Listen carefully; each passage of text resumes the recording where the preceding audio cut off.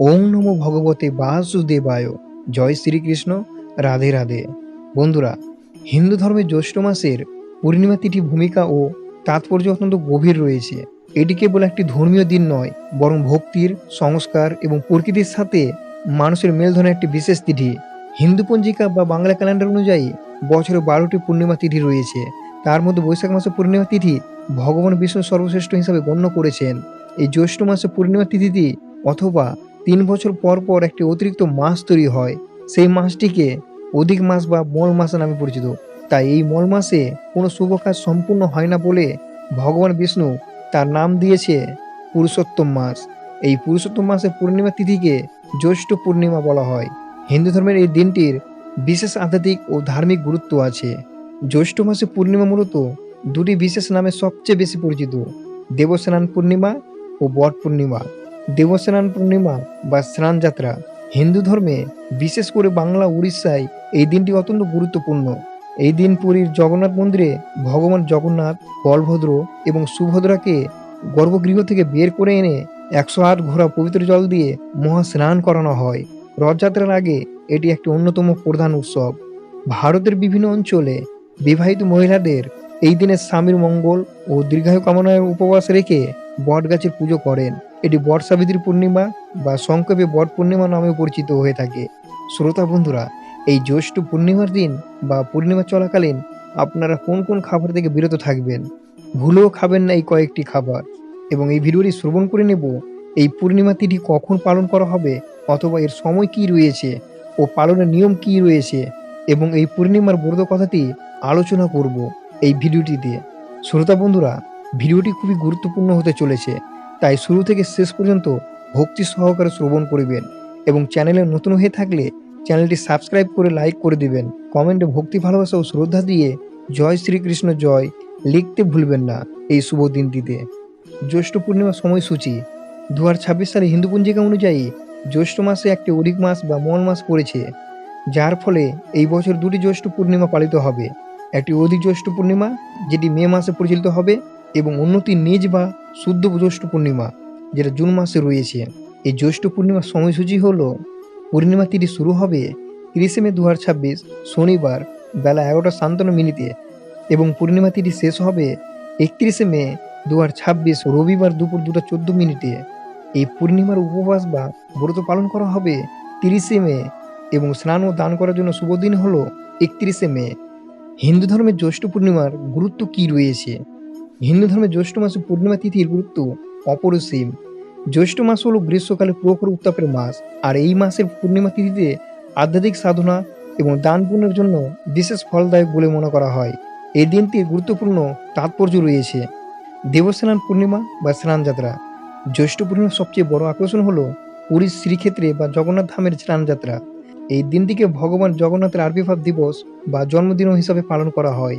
এদিন প্রখর গ্রীষ্মের দাবদাহ থেকে ভগবানকে স্বস্তি দিতে জগন্নাথ, বলভদ্র ও সুভদ্রাকে গর্ভগৃহ থেকে বের করে স্নান মঞ্চে আনা হয়।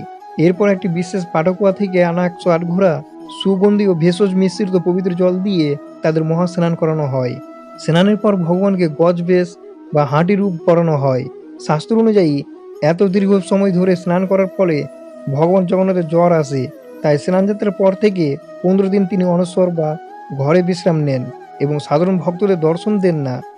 বট সাবিত্রী বা বট পূর্ণিমা ব্রত: ভারতের বিভিন্ন প্রান্তে বিবাহিত মহিলাদের এই দিনে স্বামীর মঙ্গল কামনায় উপবাস রাখেন। সাবিত্রীর সত্যবানের কথা: এই দিনে সতী সাবিত্রী তার প্রতিভক্তি এবং বুদ্ধি জোরে যমরাজের কাছ থেকে তার মৃত স্বামী সত্যবানের প্রাণ ফিরিয়ে এনেছিলেন। বটবৃক্ষের মাহাত্ম্য: বটগাছকে হিন্দু ধর্মে ব্রহ্মা, বিষ্ণু ও মহেশ্বর প্রতীক মানা হয়।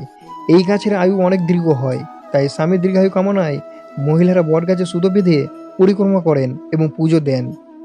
গঙ্গা স্নান এবং শ্রীবিষ্ণু আরাধনা: জ্যৈষ্ঠ পূর্ণিমায় গঙ্গা বা অন্য কোনো পবিত্র নদী বা সরোবরে স্নান করা অত্যন্ত পুণ্যজনক। বিশ্বাস করা হয় এই দিন পবিত্র জলে স্নান করলে জন্ম জন্মান্তরের পাপ ধুয়ে যায় এবং আত্মা শুদ্ধ হয়। সত্যনারায়ণ পূজা: পূর্ণিমা তিথি শ্রীবিষ্ণু অত্যন্ত প্রিয়, তাই এই দিনে বাড়িতে সত্যনারায়ণ পুজো, গীতা পাঠ বা বিষ্ণু সহস্র নাম জপ করা গৃহে সুখ, শান্তি ও সমৃদ্ধি নিয়ে আসে। দেবী লক্ষ্মীর আরাধনাও এই দিন বিশেষ ফলদায়ী।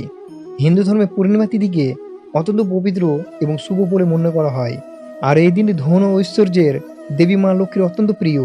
জ্যৈষ্ঠ মাসে পূর্ণিমা তিথিতে বিশেষ কিছু নিয়ম ও কাজ ভক্তিভরে পালন করলে দেবী লক্ষ্মী প্রসন্ন হন এবং সংসারে সুখ, শান্তি ও আর্থিক সমৃদ্ধি বজায় থাকে। মা লক্ষ্মী কৃপা পাওয়ার জন্য জ্যৈষ্ঠ পূর্ণিমার যে বিশেষ কাজগুলো করা উচিত। পূর্ণিমা তিথিতে দেবী লক্ষ্মীর পাশাপাশি ভগবান শ্রীবিষ্ণু পুজো করা অত্যন্ত জরুরি। বিশ্বাস করা হয় যেখানে শ্রীবিষ্ণু আরাধনা হয় সেখানেই মা লক্ষ্মী স্থায়ীভাবে বিরাজ করেন। অশ্বত্থ গাছে জল অর্পণ। শাস্ত্রের উল্লেখ আছে পূর্ণিমা তিথিতে অশ্বত্থ গাছে মা লক্ষ্মীর বাস থাকে। জ্যৈষ্ঠ পূর্ণিমায় সকালে স্নান সেরে শুদ্ধ বস্ত্রে একটি তামার পাত্রে জল, সামান্য কাঁচা দুধ, চিনি বা গুড় এবং ফুল মিশিয়ে অশ্বত্থ গাছে অর্পণ করুন। এই কাজটি করলে দেবী লক্ষ্মীর পাশাপাশি শ্রীবিষ্ণুরও বিশেষ আশীর্বাদ লাভ করা যায় এবং আর্থিক সংকট কেটে যায়। পদ্মফুল ও ক্ষীরের ভোগ। দেবী লক্ষ্মীকে প্রসন্ন করার জন্য সবচেয়ে সহজ উপায় হলো তার প্রিয় জিনিসগুলো নিবেদন করা। মা লক্ষ্মীকে অবশ্যই একটি পদ্মফুল অর্পণ করুন। পদ্মফুল না পেলে লাল গোলাপও দেওয়া যেতে পারে। ভোগের জন্য চাল ও দুধ দিয়ে তৈরি ক্ষীর বা পায়েস নিবেদন করুন। পুজো শেষে এই প্রসাদ পরিবারের সবার মধ্যে এবং সম্ভব হলে কুমারী কন্যাদের মধ্যে বিতরণ করুন। সন্ধ্যায় প্রদীপ প্রজ্বলন।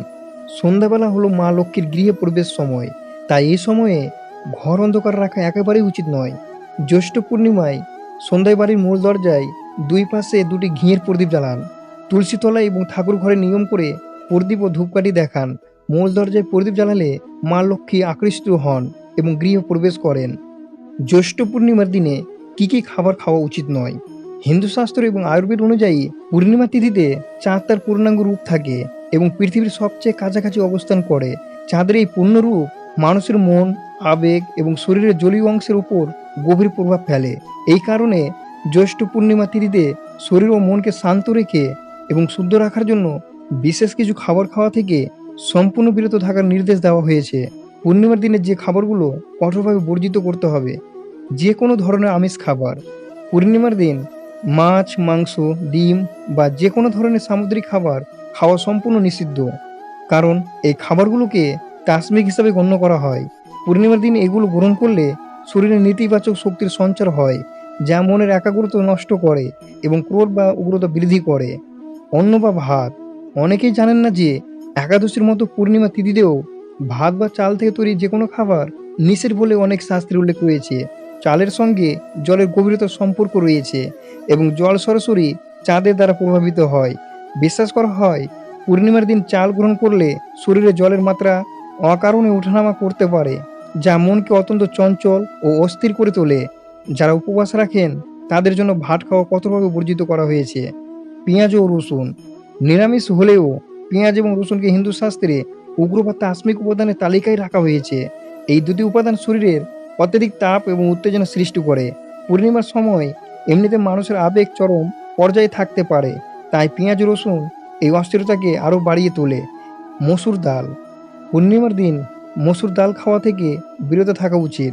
জ্যোতিষশাস্ত্র অনুযায়ী মসুর ডাল মঙ্গল গ্রহের সঙ্গে সম্পর্কিত, যা ক্রোধ এবং আকর্ষণের প্রতীক। পূর্ণিমার দিন মসুর ডাল খেলে রাগ বৃদ্ধি পায় এবং সিদ্ধান্ত নেওয়ার ক্ষমতা প্রভাবিত হতে পারে। এর বদলে মুগ ডাল খাওয়া অনেক বেশি নিরাপদ ও সাত্ত্বিক। অতিরিক্ত লবণাক্ত ও মশলাদার খাবার। যারা এই দিনে ব্রত বা উপবাস রাখেন তাদের সাধারণ লবণ খাওয়া উচিত নয়। অতিরিক্ত লবণ শরীরে জল ধরে রাখে, যা পূর্ণিমার সময় শারীরিক অস্তিত্ব বা রক্তচাপ বাড়াতে পারে। ব্রত রাখলে সাধারণ লবণের বদলে সৈন্দব লবণ ব্যবহার করা বা সম্পূর্ণ মিষ্টি জাতীয় খাবার গ্রহণ করা উত্তম। বাসি বা আগের দিন রান্না করা খাবার, যা ফ্রিজে রাখা ছিল বা বাসি হয়ে গেছে, তা পূর্ণিমার দিনে খাওয়া উচিত নয়। আয়ুর্বেদ মতে বাসি খাবার প্রাণশক্তি বা জীবনশক্তি কমে যায় এবং এগুলো শরীরে আলস্য, গ্যাস সৃষ্টি করে।